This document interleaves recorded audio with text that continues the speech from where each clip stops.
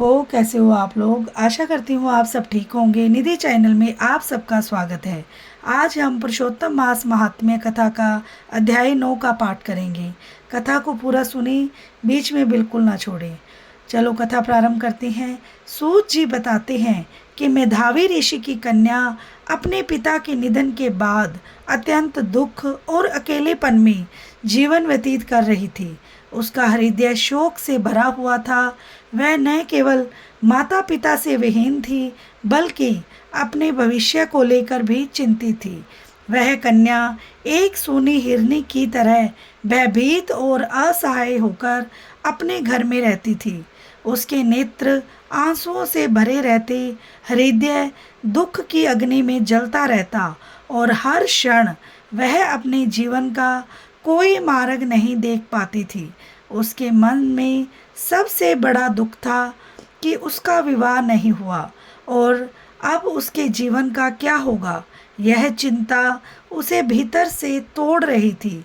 उसी समय उसके दुख को दूर करने के लिए दिव्य संयोग से महान तपस्वी दुर्वासा ऋषि वहां पधारे।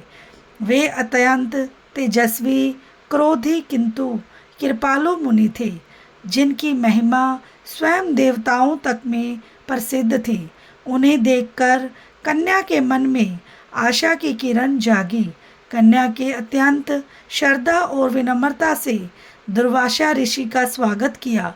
अर्घ्य, पाद्य और वन में उपलब्ध फल फूल से उनकी पूजा की।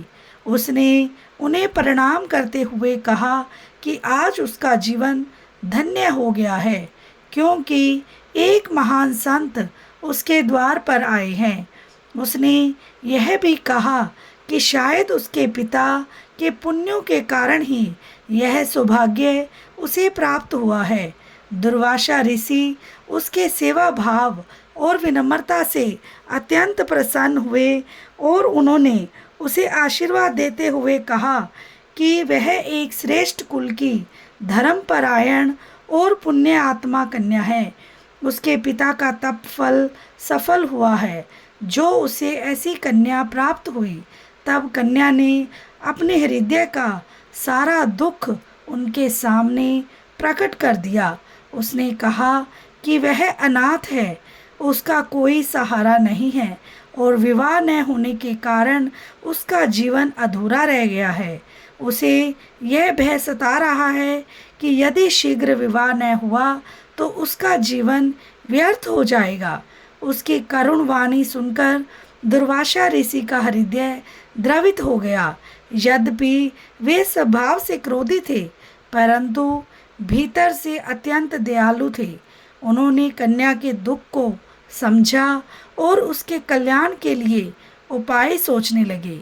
अंततः उन्होंने उसे एक ऐसा दिव्य और सारभूत उपाय बताने का निश्चय किया, जिससे उसके जीवन का दुख दूर हो सके और उसका भविष्य उज्जवल हो सके।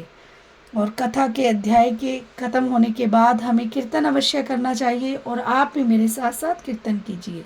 गोविंद मेरो है, गोपाल मेरो है, श्री बांके बिहारी नंदलाल मेरो है।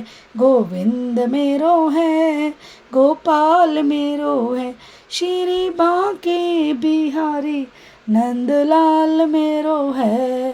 गोविंद मेरो है, गोपाल मेरो है, श्री बांके बिहारी नंदलाल मेरो है।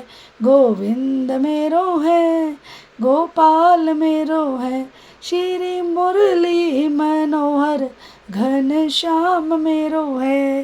गोविंद मेरो है, गोपाल मेरो है, श्री यशोदा गो प्यारो नंद लाल मेरो है। गोविंद मेरो है, गोपाल मेरो है। बोलो श्री कृष्ण भगवान की जय हो, पुरुषोत्तम मास की जय हो।